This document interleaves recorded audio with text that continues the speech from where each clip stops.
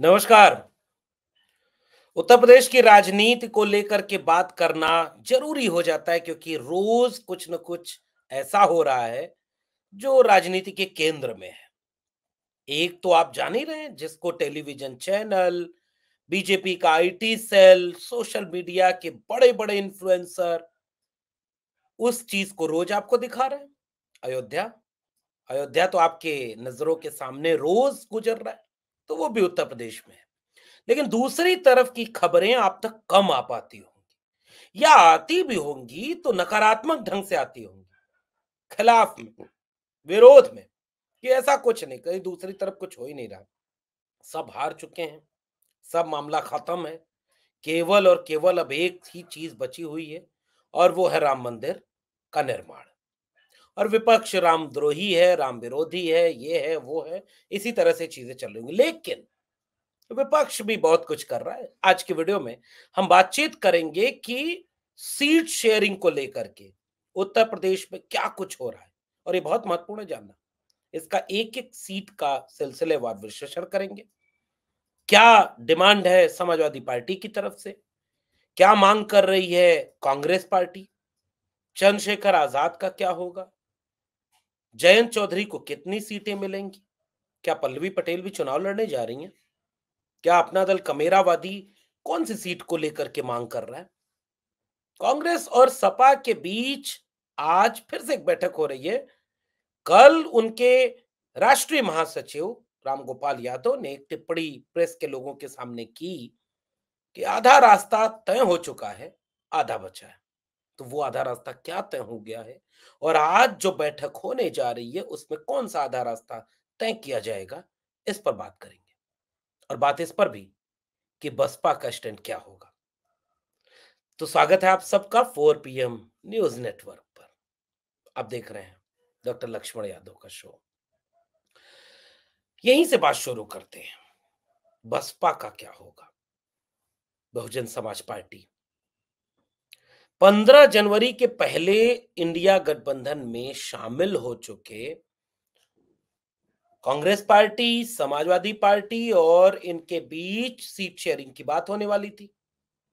Meeting को postpone कर दिया गया। उसके पीछे एक वजह बताई गई कि कांग्रेस पार्टी की तरफ से आदरणीय मायावती जी से गुंजाइश तलाशी जा रही है कि वो भी इस गठबंधन में शामिल हो जाए। पिछली बार जब प्रेस कॉन्फ्रेंस किया मायावती जी ने, तो उन्होंने प्रेस कॉन्फ्रेंस में एक टिप्पणी जो समाजवादी पार्टी के मुखिया आदरणीय श्री अखिलेश यादव जी की तरफ से आई थी, उस टिप्पणी में जब उन्होंने कहा था कि भाई गठबंधन में तो आ जाएंगी, बात की गारंटी कौन लेगा, मायावती जी सख्त नाराज हुई थी। लंबे ट्वीट किए थे उन्होंने, लेकिन प्रेस कॉन्फ्रेंस में बड़े संयम के साथ बोली थी। जो गठबंधन में शामिल नहीं है उसके ऊपर कोई ऐसी टिप्पणी करने से बचना चाहिए कि कल को जरूरत पड़ जाए साथ आने जाने की तो मुश्किल ना हो। अब सियासी गलियारों में इस पर चर्चा तेज हो गई थी कि क्या बसपा भी इस गठबंधन में शामिल होने जा रही है। तो उसके बाद का समाजवादी पार्टी के प्रमुख अखिलेश यादव जी का बयान आया कि उन्होंने अपनी पार्टी के लोगों को अब उनकी बैठक में साफ तौर पर यह संकेत किया कि हमारी तरफ से आदरणीय मायावती जी पर कोई टिप्पणी नहीं होगी, हम उनका सम्मान करते हैं।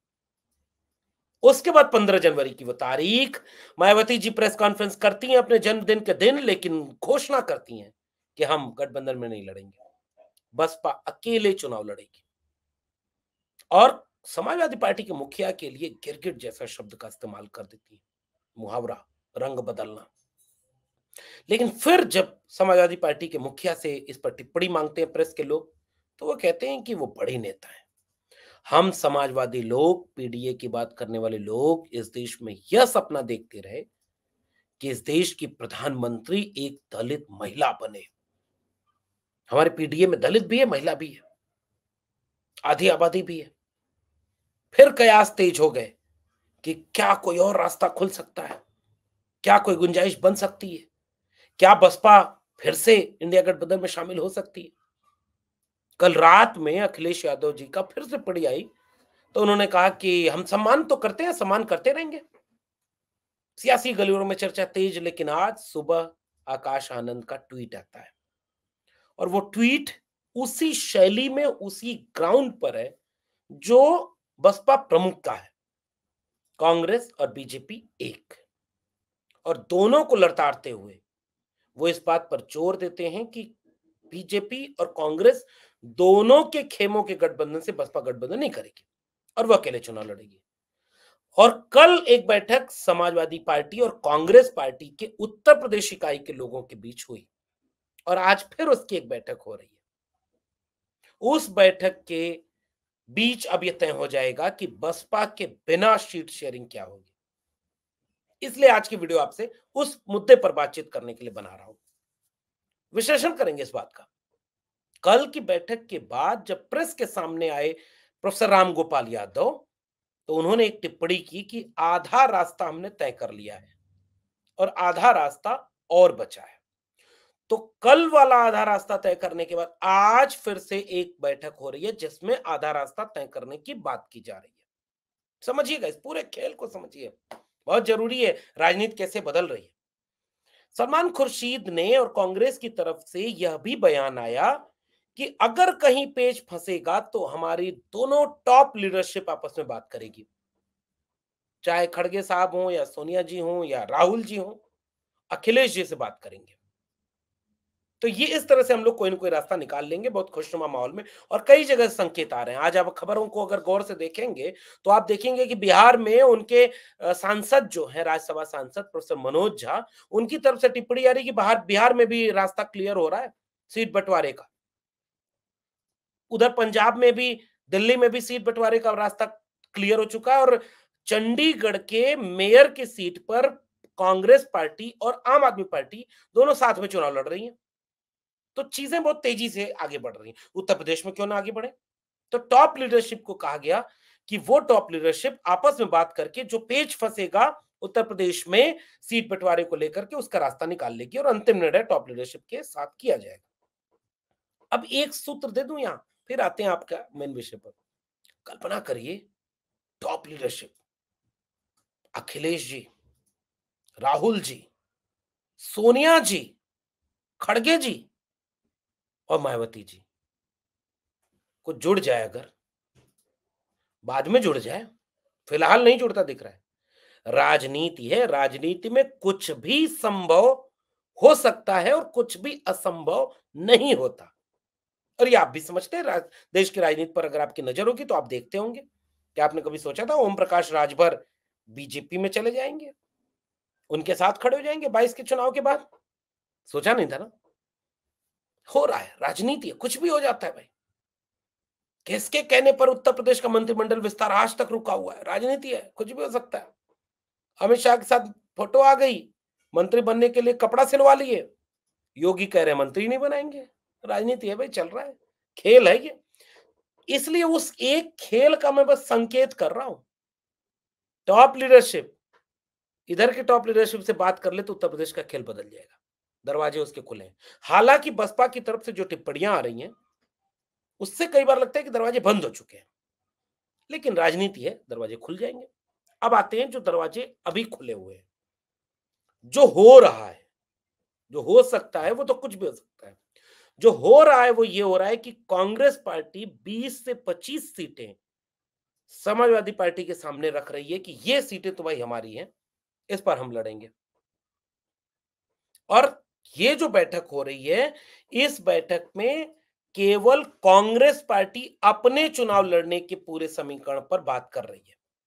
वो अपने समीकरण पर बात कर रही है कांग्रेस पार्टी, और समाजवादी पार्टी के ऊपर यह जिम्मेदारी छोड़ दी गई है कि अपने जो बाकी क्षेत्रीय दल हैं उनसे बातचीत करने का रास्ता वो आप निकालेंगे, चाहे वो जयंत चौधरी का राष्ट्रीय लोक दल हो, चाहे वो अपना दल कमेरावादी पल्लवी पटेल, कृष्णा पटेल की पार्टी हो, महान दल केशव देव मौर्य की पार्टी हो, या चंद्रशेखर आजाद की आजाद समाज पार्टी हो। इन पार्टियों के साथ जो गठबंधन होगा, सीटों का बंटवारा होगा, यह निर्णय समाजवादी पार्टी के प्रमुख अखिलेश यादव जी के हाथ में होगा और अखिलेश जी उसको करेंगे। कांग्रेस पार्टी ने अपनी तरफ से 20 से 25 सीटों के आसपास की लिस्ट रख दी है। अब इस बातचीत का आधार क्या है, पहले उसको समझते हैं, फिर उन सीटों के बारे में बात करेंगे। समाजवादी पार्टी की तरफ से यह कहा गया कि भाई आप जिन सीटों को मांगना चाह रहे हैं, तो उन सीटों के बारे में बता दीजिए। अच्छा, सीट नंबर ए, बी, सी, ये सारी सीटें आप मांगना चाह रहे हैं। तो सीट नंबर ए, तो इस सीट नंबर ए पर आप किसे कैंडिडेट बनाएंगे? अच्छा, इस सीट नंबर ए का विनिंग सोशल, कल्चरल और पॉलिटिकल कॉम्बिनेशन क्या है? और सीट नंबर ए का विनिंग कॉम्बिनेशन क्या है? 4 पॉइंट। सीट का नाम, कैंडिडेट का नाम, समीकरण, जीत की संभावना, इसको लेकर के पूरी बिसात बिछाई गई है। तो दोनों के बीच समझौता क्या होगा, और कोई भी जगह पर समझौता क्या होगा? जैसे बिहार में मान लीजिए सीट शेयरिंग का फॉर्मूला चल रहा होगा, तो उस सीट शेयरिंग में जनता दल यूनाइटेड यही ना कहेगी कि हमारे 16 एमपी तो ऑलरेडी हैं, तो 16 सीट तो हम लेंगे, एक आध बढ़ा दो भाई, 17 कर दो। आरजेडी जो आज की तारीख में बिहार का सबसे बड़ा राजनीतिक दल है, वो भी ये बोलेगा कि भाई बराबर की हिस्सेदारी फिर हमें भी मिले, बराबर बराबर का मामला बटेगा। तो 32 या 34, 2 या 3 सीटें लेफ्ट गठबंधन के पास जाएंगी, बाकी कांग्रेस के पास आएंगी। ऐसे ही सीट बंटवारा होगा। कैसे? Winning combination. पहले आपके पास जितनी सीटें हैं, तो आज की तारीख में कांग्रेस के पास जीती हुई सीट तो केवल एक है, सोनिया गांधी जी की रायबरेली वाली सीट। तो दूसरा फॉर्मूला, पॉइंट 2, जिन सीटों पर आप सेकंड नंबर पर हो, तो राहुल गांधी जी अमेठी, कानपुर से श्री प्रकाश शुक्ल वाली सीट, जिस पर शायद वो दूसरे नंबर पर है 2019 वाले चुनाव में। फिर फतेहपुर सीकरी, राजबब्बर, उनकी सीट पर बहुत अच्छा लड़ाई कांग्रेस की रही, ये दावेदारी पुख्ता होगी। पॉइंट नंबर 3, अब तीसरा बिंदु क्या होगा जो बातचीत का होगा, जो सपा और बसपा, अगर सपा और कांग्रेस आमने सामने बैठे हैं, तो उस पर तीसरा पॉइंट क्या होगा जहां हम ज्यादा बेहतर कर सकते हैं, और वो क्या है? वो सीटें कुछ पश्चिमी उत्तर प्रदेश की सीटें हैं, इलाहाबाद की सीट है, और माना यह जा रहा है सूत्रों के जरिए कि इलाहाबाद की सीट कांग्रेस इसलिए चाहती है कि हो सकता है वहां से प्रियंका गांधी को चुनाव लड़ाए, हो सकता है कि बनारस वाली सीट कांग्रेस मांगे कि यहां से हमको दे दीजिए, हम प्रियंका गांधी को चुनाव लड़ाए। राजनीति में इस तरह की गुंजाइशें कुछ कुछ उत्तर प्रदेश की सियासत में हाल के दिनों में चल रही हैं, और आज की बैठक में तय हो जाएगा। अमरोहा की सीट, जैसे अमरोहा की सीट पर क्या समीकरण बदल गया, देखिए आज की तारीख में अमरोहा की सीट पर दानिश अली, दानिश अली वहां के एमपी हैं, जिन्हें पिछले दिनों बसपा ने अपनी पार्टी से निकाल दिया। राहुल गांधी उनसे मिलने उनके घर चले गए, और आज की तारीख में दानिश अली राहुल गांधी की भारत जोड़ो न्याय यात्रा में शामिल है। तो समीकरण बदल गया, देखिए अमरोहा की सीट कांग्रेस चाहेगी, तो दानिश अली चाहेंगे कि मैं विनिंग एमपी हूं तो मुझे वो मिल जाए। दूसरी तरफ कांग्रेस के अपने पुराने कद्दावर नेता है राशिद अल्वी, उनके लिए वो मांगेंगी। फिर एक खबर आ रही है कि इमरान प्रतापगढ़ी, जो मुसलमानों के बड़े चेहरा हैं, जिनको राज्यसभा भेजा है, हालांकि मुझे ऐसा लगता है कि जिसको राज्यसभा में भेजा है उसको तुरंत ये चुनाव लड़ाएंगे मुश्किल है, लेकिन 24 का चुनाव चूंकि है ही इतना महत्वपूर्ण कि उत्तर प्रदेश में सारे लोग चुनाव लड़ें, ऐसा भी हो सकता है। प्रियंका गांधी बनारस या इलाहाबाद के आसपास की कोई सीट देख करके वहां से चुनाव लड़ रही हो सकता है किसी सीट के लिए मल्लिकार्जुन खड़गे पर बात हो रही हो।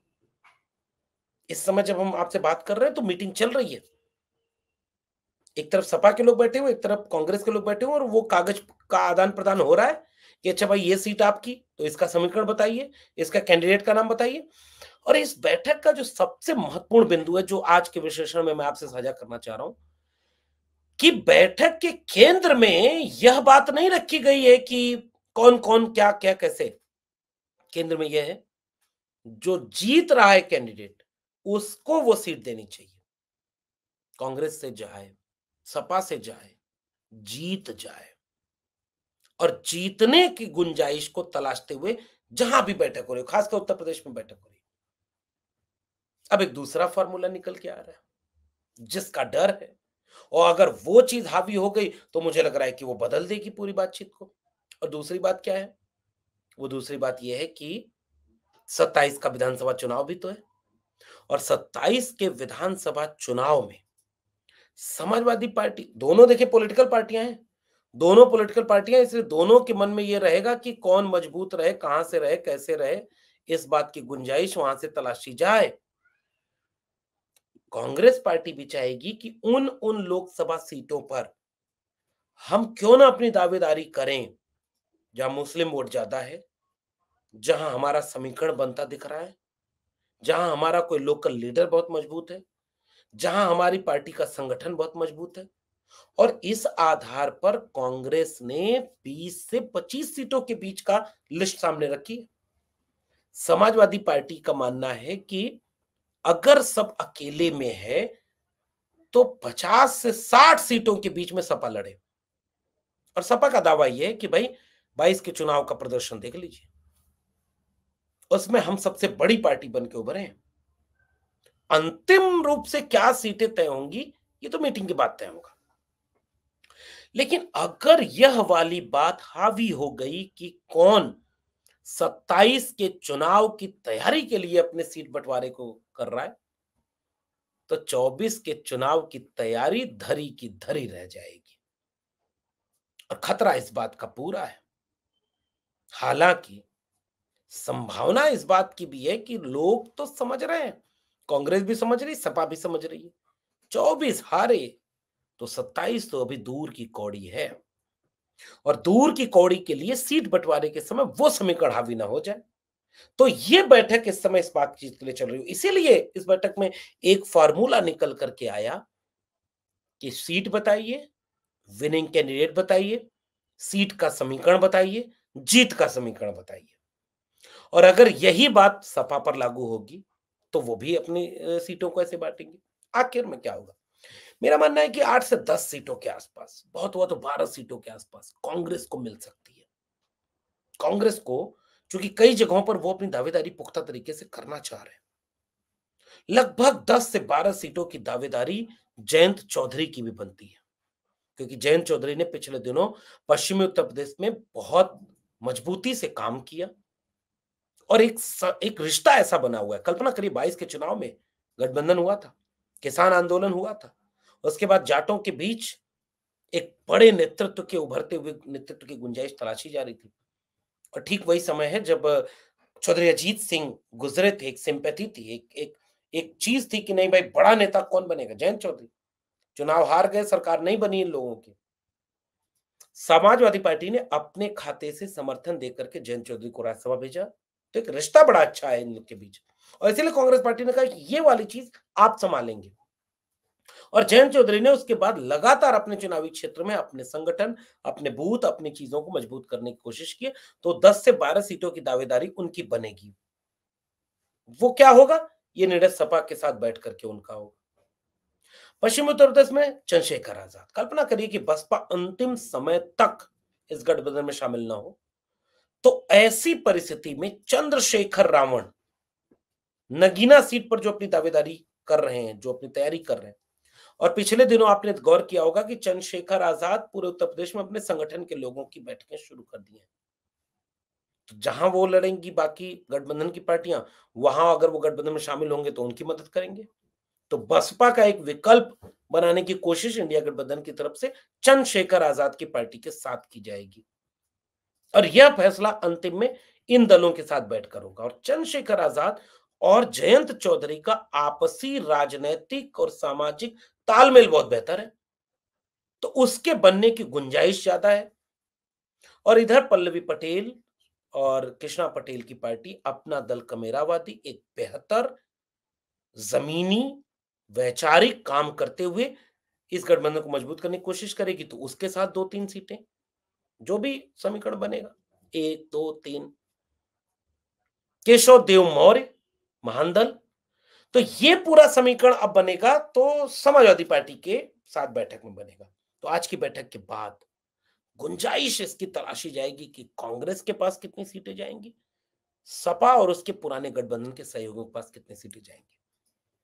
और अगर ये पूरा तालमेल बन जाए, चंद्रशेखर आजाद से लेकर के जयंत चौधरी, अखिलेश यादव, राहुल गांधी, प्रियंका गांधी, खड़गे साहब, ये सब अगर उत्तर प्रदेश में चुनाव लड़ रहे हो, कल्पना करिए 22 जनवरी के बाद कहीं ऐसा तो नहीं कि दृश्य बदलने लगे। राजनीति में कुछ भी संभव है, नजर रखिएगा।